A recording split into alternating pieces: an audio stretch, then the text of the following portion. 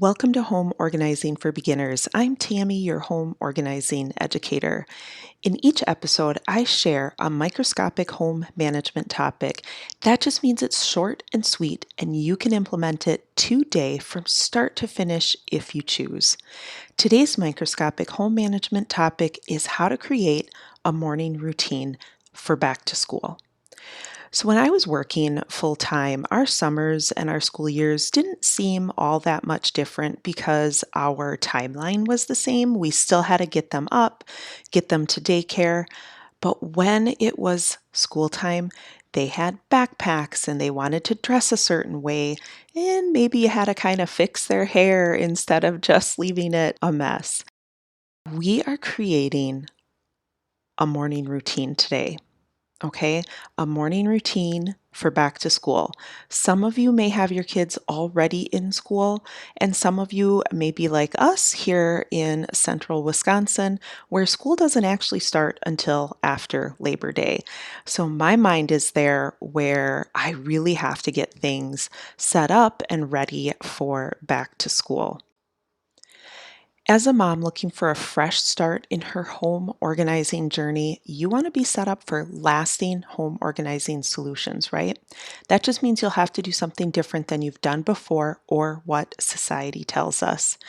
Instead of downloading a quick morning routine from some other mom, you can create your own.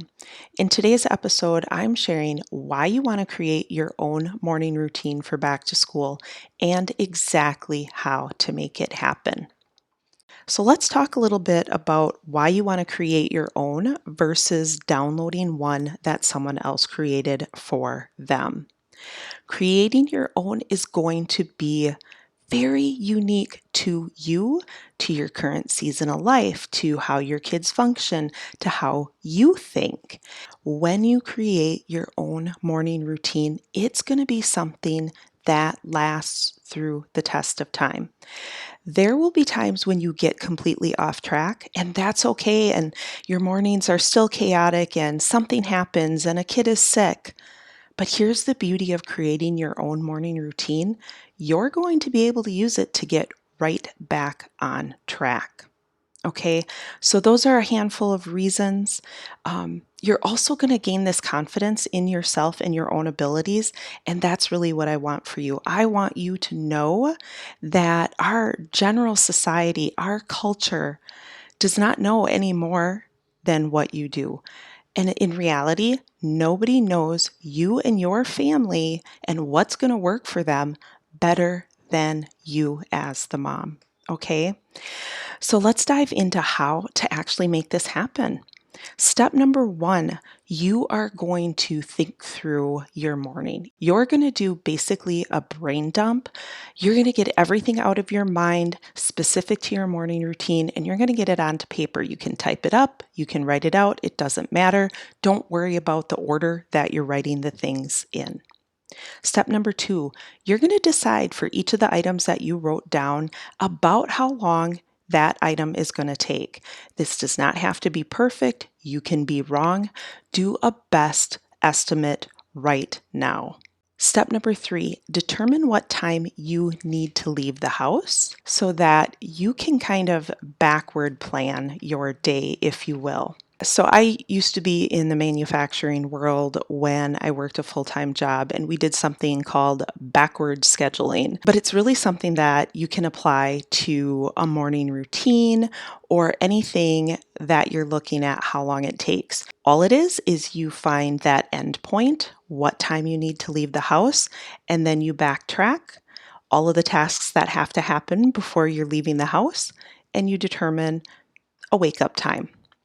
So step number four, what items can be done the night before? So I know I hear a lot about do all of these things the night before, do all of these things the night before, and your morning is going to flow smoothly. I don't disagree with that, but reality tells us that we can't always do the things the night before.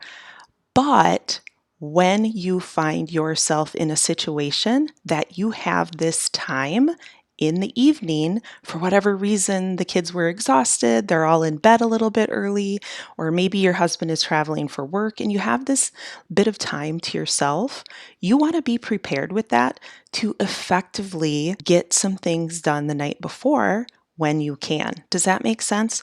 So you're going to identify what items that are on that list can be done the night before. It just makes you prepared. You don't have to do them the night before. You're going to plan out your morning as if you're doing them in the morning.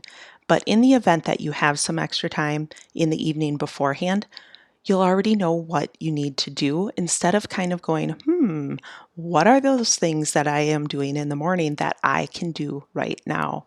It just saves you the time in the heat of the moment. So, step number 5, decide what order you will do the tasks in. I have a friend that gets very wrapped up in figuring out the optimal order to do things in, but she gets so wrapped up in it that it's analysis paralysis. I'm sure you've heard that terminology before. She just can't function. Like, she doesn't know what order to do it in, and she gets panicked that it's not optimizing time. Like, if she goes and showers and then goes back into the bedroom and then goes back into the bathroom, she feels like, well, I've wasted my time. If I'm in the bathroom, I should do all of the bathroom things at once. Let's not worry about that right now. Everybody thinks a little bit differently, and you can always change this over time. If you find yourself getting dressed after the kids get dressed for whatever reason, that's fine. Don't force yourself to get dressed before the kids because that's what you feel like makes the most sense. I'm just saying that don't stress about it. Don't get analysis paralysis because that prevents progress. And really, what we want to do is set ourselves up for success by making progress. So, step number 6, we really want to be able to sustain what we put in place. So, you want to write this out in a way that makes sense to you so you can post it, right? Maybe type it up, whatever. It doesn't have to look pretty, it just has to be functional.